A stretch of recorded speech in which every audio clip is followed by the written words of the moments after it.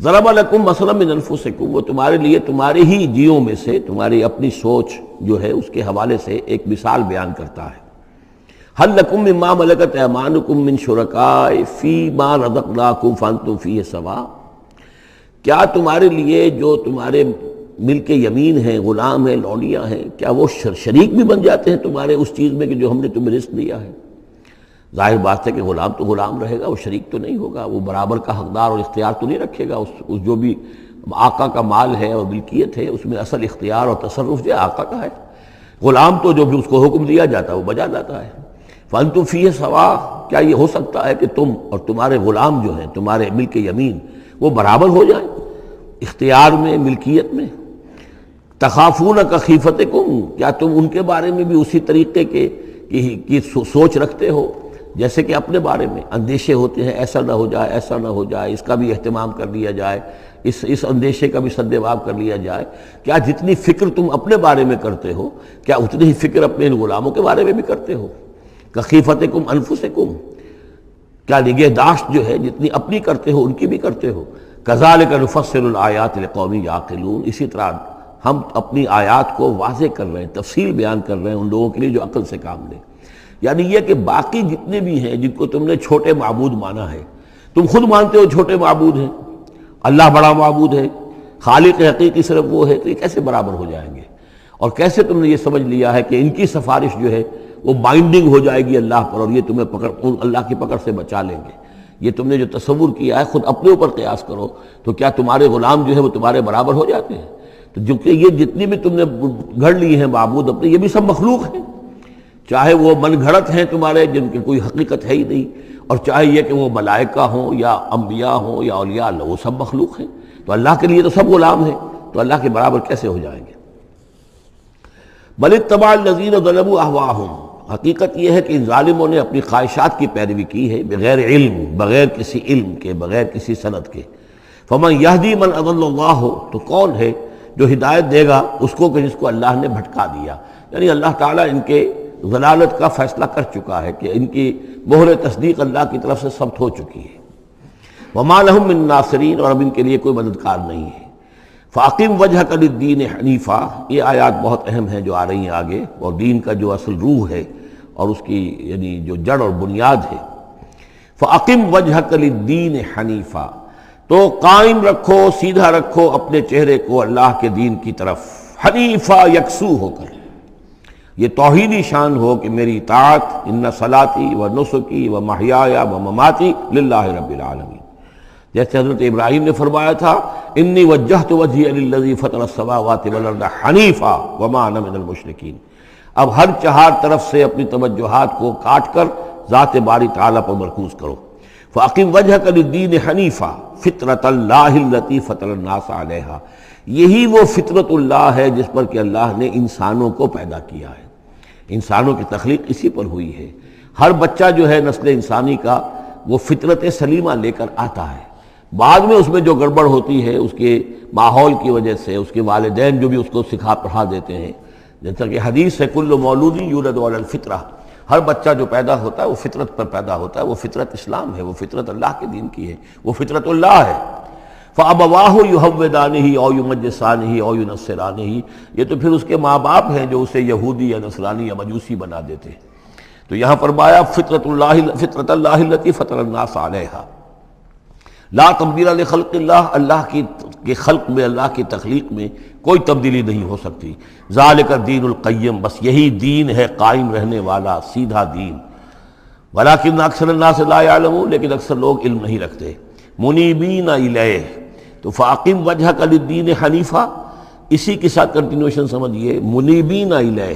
اور چونکہ پہلے واحد کے صیغے میں تھا تو حضور سے خطاب تھا، لیکن جیسا کہ میں نے آپ کو بتایا ہے کہ حضور سے خطاب بھی ہوتا ہے ان مکی صورتوں میں، تو گویا کہ امت سے ہو رہا ہے، تو یہاں وہ جمع کا صیغہ ہو گیا کہ اپنے چہرے اللہ کے دین کی طرف یکسو ہو کر سیدھے کر لو، منیبین الیہ، اسی کی طرف رجوع کرتے ہوئے، واتقوہ، اور اس سے ڈرو، وَأَقِیمُوا الصَّلَاةَ وَلَا تَکُونُوا مِنَ الْمُشْرِکِینَ، اور نماز قائم کرو، اور دیکھو مشرکین میں سے نہ ہونا، مِنَ الَّذِینَ فَرَّقُوا دِینَہُم، جنہوں نے اپنے دین کو پھاڑ ڈالا۔ فرق جو ہے کاٹ دینا، توڑ دینا، کل فرق کالطود العظیم فرقنا بکم البحر، یاد کرو جب کہ ہم نے تمہارے ساتھ سمندر کو پھاڑ دیا تھا، وَإِذْ فَرَقْنَا بِكُمُ الْبَحْرَ فَأَنْجَيْنَاكُمْ وَأَغْرَقْنَا آلَ فِرْعَوْنَ وَأَنْتُمْ تَنظُرُونَ۔ فرق کیا ہے؟ پھاڑ دینا۔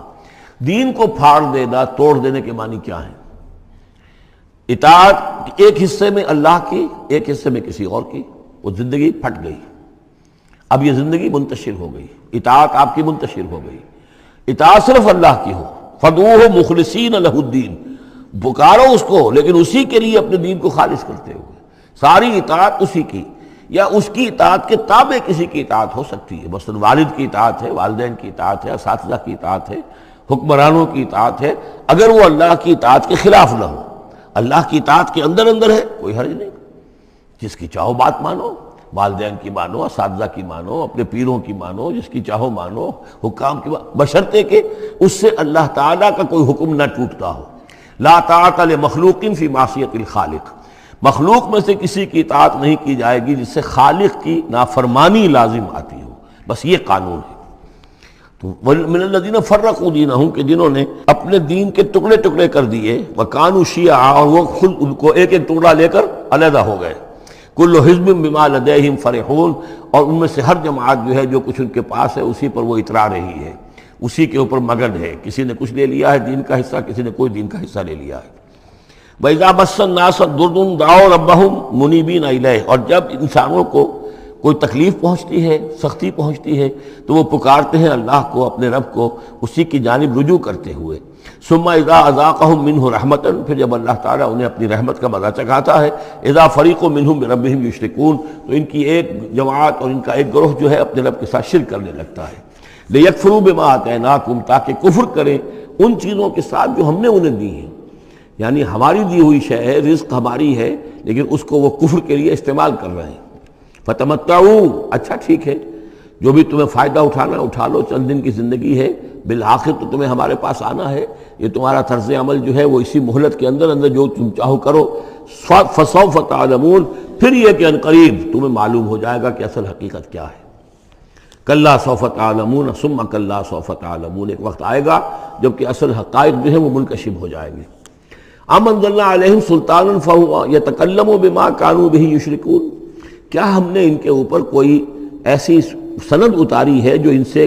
ان سے یہ کہہ رہی ہو اور ان چیزوں کی تصدیق کر رہی ہو کہ جن کے یہ شرک کر جس کو شریک کر رہے ہیں، یعنی کوئی آسمانی کتاب آئی ہو جس نے انہیں یہ بتایا ہو۔ اب یہاں دیکھیں لفظ یتکلم آیا، جو بات کرتی ہو ان سے، یہی لفظ ہے جو کہ علامہ اقبال نے قرآن کے لیے استعمال کیا ہے۔ مثل حق پنہا و ہم پیداستو، زندہ و پائندہ و گویاستو،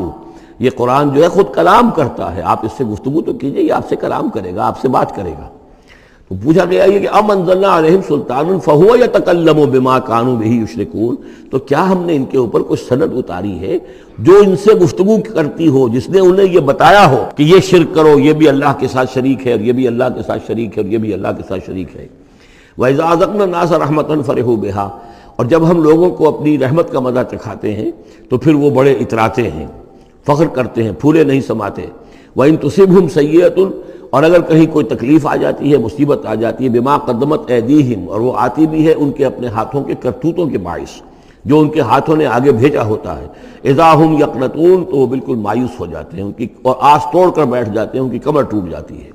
اولم یروا ان اللہ یبسط الرزق لمن یشاء ویقدر، کیا وہ دیکھتے نہیں ہیں کہ اللہ تعالیٰ ہی ہے کہ جو رزق کو کھول دیتا ہے، پھیلا دیتا ہے،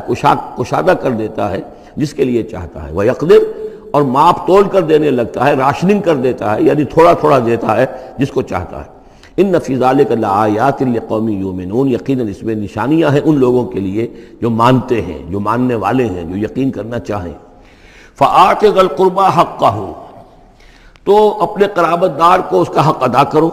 والمسکین، اور مسکین کو بھی، وابن السبیل، اور مسافر کو بھی۔ ذالک خیر للذین یریدون وجہ اللہ، یہی بہتر روش ہے ان لوگوں کے حق میں جو اللہ کی رضا چاہتے ہیں، اللہ کا چہرے کے طالب ہیں۔ وَأُولَٰئِكَ هُمُ الْمُفْلِحُونَ، اور یقین یہی لوگ ہیں کہ جو فلاح پانے والے ہیں۔ وَمَا آتَيْتُم مِّن رِّبًا لِيَرْبُوَ فِي أَمْوَالِ النَّاسِ، یہ آیت میں نے کوٹ کی تھی جب ہم سورہ بقرہ کی آیات پڑھ رہے تھے۔ اور جو کچھ تم دیتے ہو سود پر، یعنی یہ کہ ایک شخص ہے، اس کے پاس جو کچھ بچ گیا ہے، بچت ہے اس کی، اب اس کی دو شکلیں ہیں،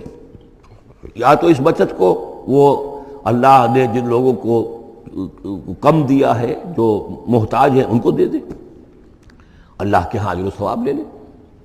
اللہ کے دین کے لیے لگا دے، اس کا بھی اجر و ثواب اللہ دے گا۔ یا بس آخری درجے میں یہ ہے کہ کسی کو قرض حسنہ دے دے تاکہ وہ اپنی ضرورت پوری کر لے اور پھر وہ رقم تمہیں واپس کر دے۔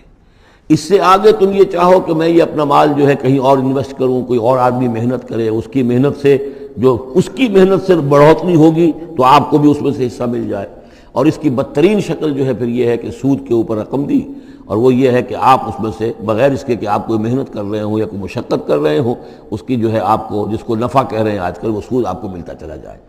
تو یہاں ان کو مقابلے میں لائے ہیں، یعنی بچت جو ہے آپ کی، سیونگز جو ہیں آپ کی، یہ گویا کہ سرپلس ویلیو ہے اسلام کے نقطہ نگاہ سے، یہ عفو ہے، اس کو خرچ کر دینا چاہیے۔ ایمان کا تقاضا یہ ہے، یسألونک ماذا ینفقون قل العفو، وہ اللہ کے لیے، اللہ کے دین کے لیے، محتاجوں کے لیے، غرباء کے لیے صرف کر دیا جائے۔ لیکن یہ ہے کہ اتنی ہمت نہیں ہے کہ صدقہ دے دیا جائے، تو پھر یہ کہ قرض حسن دیا جائے، یا یہ کہ کسی اور شکل کے اندر جو ہے وہ کسی آدمی کی مدد کر دی جائے، تو یہ ساری چیزیں ہیں۔ لیکن آخری شکل جو ہے اسلام میں، یہ بھی جو بعد میں پھر شریعت کے احکام مدون ہوئے ہیں، تو ایک صورت دی گئی ہے کہ آپ مزاربت پر دے دیں۔ مزاربت یہ ہے کہ آپ کا وہ جو رقم ہے وہ کوئی اور شخص کام کرے گا، اگر تو کوئی نفع ہو جائے تو کچھ آپ بھی لے لیں اور کچھ وہ لے لیں، نقصان ہو جائے تو سارا نقصان آپ برداشت کریں گے، جس کے پاس وہ سرپلس منی تھی، اس کا کوئی تاوان جو ہے وہ جو عامل ہے اس کے اوپر نہیں آئے گا۔ یہ تو تفاصیل بات کی ہیں، لیکن اصل میں جو قرآن مجید سامنے لاتا ہے وہ ہے صدقات اور انفاق فی سبیل اللہ ورسس سود، ربا، کہ کوئی شخص اپنی بچت کا مصرف کیا بناتا ہے، وہ بچت دیتا ہے اللہ کی رضا حاصل کرنے کے لیے، آخرت کا اجر و ثواب حاصل کرنے کے لیے، یا بچت کو انویسٹ کر کے اور دنیا ہی میں کمانا چاہتا ہے۔ یہ دو ذہنیتیں ہیں جو ایک دوسرے سے بالکل مختلف ہیں اور متضاد ہیں۔ فما آتیتم من ربا، تو جو کچھ تم دیتے ہو سود پر تاکہ وہ بڑھے، لیربو فی اموال الناس، تاکہ وہ بڑھے لوگوں کے مال میں، فلا یربو عند اللہ، اللہ کے ہاں اس میں کوئی بڑھوتری نہیں ہوتی۔ وما آتیتم من زکوٰۃ، اور جو تم زکوٰۃ دیتے ہو، یعنی اس طریقے سے صدقہ ہے، خیرات ہے، تریدون وجہ اللہ ہے، اور اس سے تم چاہتے ہو اللہ کی رضا، اللہ کا چہرہ، مراد وہی اللہ کی رضا، فاولئک هم المضعفون، یہ لوگ ہیں جو اپنی جو بچت ہے اس کو دگنا کر رہے ہیں، یعنی یہاں اللہ کے لیے دیا ہے تو وہاں 10 گنا ملے، 700 گنا ملے، اس سے بھی زیادہ ملے، لیکن یہ ہے لوگ کہ جو در حقیقت اللہ تعالیٰ کی رضا بھی انہیں حاصل ہوگی۔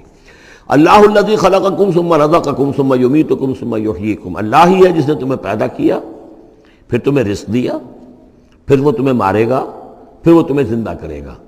هل من شرکائکم من یفعل من ذلکم من شیء، کیا تمہارے شریکوں میں سے بھی کوئی ہے جس کے بارے میں تمہارا گمان تک ہو کہ وہ یہ کام کرتے ہیں؟ کیا لات عزیٰ منات یہ کرتے ہیں یہ کام؟ کوئی بھی ان کے عقیدے میں ایسی بات موجود نہیں تھی۔ وہ تو ہؤلاء شفعاؤنا عند اللہ کہتے تھے کہ ہمارے شفیع ہیں، بس ہمارے سفارشی ہیں۔ سبحانہ، اللہ پاک ہے، وتعالی، اور بہت بلند و بالا ہے، عما یشرکون، اس شرک سے جو یہ کر رہے ہیں۔ ظہر الفساد فی البر والبحر بما کسبت ایدی الناس، بحر و بر میں فساد رونما ہو چکا ہے بسبب اس کمائی کے کہ جو لوگوں کے ہاتھوں نے کی ہے۔ یہ آیت جتنی آج روشن ہو کر پورے دنیا کے افق کے اوپر جو ہے یوں سمجھیے کہ نمایاں ہو رہی ہے، شاید جس وقت نازل ہوئی تھی اتنی نمایاں اس وقت بھی نہ ہو، اس لیے کہ اس وقت پوری دنیا کا کیا اندازہ تھا، لوگوں کو بہت کم اندازہ تھا، پوری دنیا کی وسعت کا اندازہ بھی نہیں تھا۔ آج جس طریقے سے فساد رونما ہو چکا ہے پوری زمین میں، اور جس طرح کے تصادم ہیں، جس طرح کے مقابلے ہو رہے ہیں، جس طرح کی بد امنیاں ہیں، جس طرح کے فسادات ہیں، تو ظاہر الفساد فی البر والبحر، بر و بحر میں فساد رونما ہو چکا ہے، بما کسبت ایدی الناس، لوگوں کی اپنے ہاتھوں کی کمائیوں کے باعث، لیذیقہم بعض الذی عملوا، اور یہ اس لیے ہے کہ اللہ تعالیٰ انہیں ان کے بعض اعمال کا مزہ چکھائے، یعنی بعض الذی عملوا، اگر سارے اعمال کا اللہ تعالیٰ یہیں پر اگر سزا دینی شروع کر دے تو کوئی آدمی بچے ہی نہ، ما بقا علی ظہرہ دابہ، تو کوئی بھی ایک بھی انسان نہ رہے زمین کے اوپر، لیکن کچھ اللہ تعالیٰ جو ہے وہ عذاب دیتا ہے، لعلہم یرجعون، تاکہ یہ لوٹیں پھریں، سوچیں، غور کریں، توبہ کریں، رجوع کریں۔ یہ جو کچھ ہو رہا ہے اس وقت وہ اس لیے ہے کہ انسان ہوش میں آئے، یہ آج ہمارے ساتھ کیوں ہو رہا ہے، کس وجہ سے ہو رہا ہے، خاص طور پہ مسلمان سوچیں کیوں ہم ذلیل و خوار ہیں آج، کیوں ذلیل کہ کل تک نہ تھی پسند گستاخی فرشتہ ہماری جناب میں، کیا وجہ ہے؟ اے اللہ ہم سے تو وعدہ تیرا تھا انتم الاعلون ان کنتم صادقین ان کنتم مؤمنین، تم ہی بلند سر بلند ہوگے اگر تم مومن ہوئے، ہمارا یہ حال کیوں ہے؟ اگر ہم یہ سوچیں گے تو نتیجے پر پہنچیں گے کہ اس لیے کہ ایمان نہیں ہے ہمارے پاس، یا دوسرا وجہ یہ ہے کہ ہم نے دین کے حصے بکھرے کر دیے ہیں۔ افتؤمنون ببعض الکتاب وتکفرون ببعض فما جزاء من يفعل ذلك منكم الا خزي في الحیاۃ الدنیا ویوم القیامۃ یردون الی اشد العذاب۔ تو جب آپ سوال کریں گے قرآن سے تو قرآن آپ کو جواب دے گا، لیکن ان چیزوں پر بھی اگر غور کریں سوچیں تو جب تک اللہ تعالیٰ کی طرف سے کوئی مہلت ملی ہوئی ہے، کوئی بڑا عذاب آنے سے پہلے، یہ آیت نوٹ کر لیجئے 41 نمبر آیت ہے، اس لیے کہ 60 آیتیں ہیں سورہ روم کی۔ اس سورہ مبارکہ کی مناسبت مضامین کے اعتبار سے ہے، اس کے بعد سورہ لقمان ہے، پھر سورہ سجدہ ہے۔ سورہ سجدہ کی جو آیتیں ہیں وہ 30 ہیں،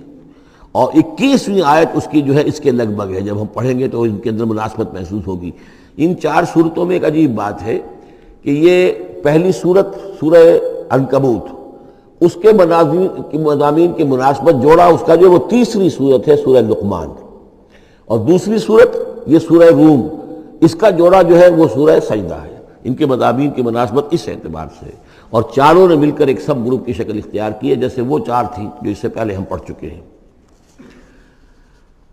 ظہر الفساد فی البر والبحر بما کسبت ایدی الناس لیذیقہم بعض الذی عملوا لعلہم یرجعون قل سیروا فی الارض فانظروا کیف کان عاقبۃ الذین من قبل،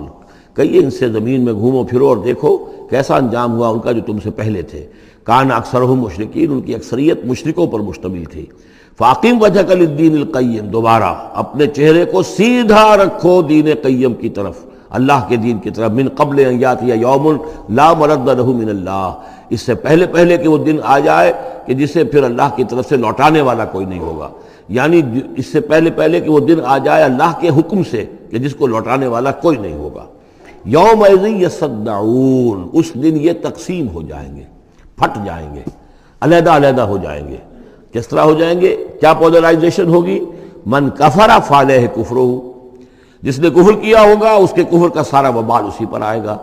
ومن عمل صالحا فلانفسہم یمہدون، اور جو لوگ جنہوں نے عمل کام کیے تھے، اچھے عمل کیے تھے، تو ظاہر بات ہے کہ انہوں نے اپنے ہی لیے یہ بستر بچھایا تھا، جو اعمال انہوں نے کیے تھے، تو گویا کہ اس وقت علیحدہ علیحدہ ہو جائیں گے، دودھ کا دودھ پانی کا پانی۔